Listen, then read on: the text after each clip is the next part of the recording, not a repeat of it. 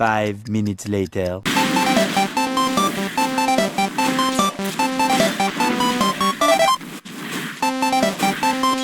Dire's bottom tower is under 2 hours later.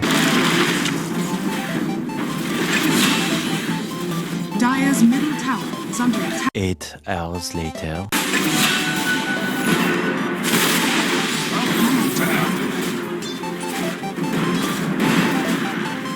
Three days later.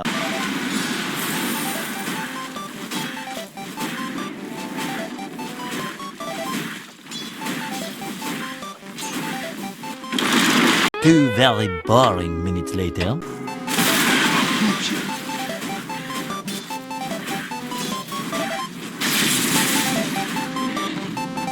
One eternity later.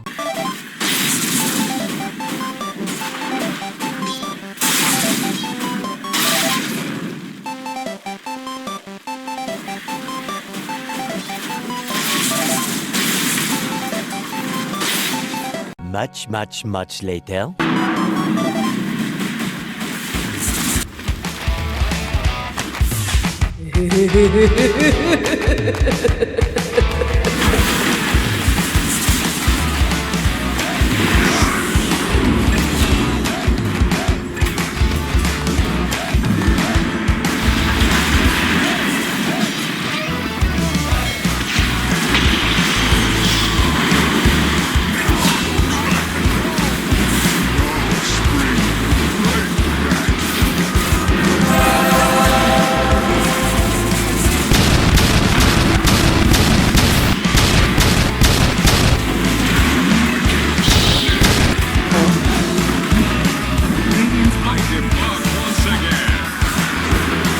Radiant's bottom is falling.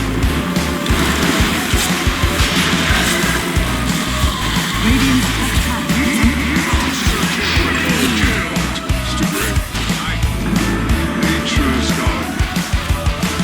Radiant's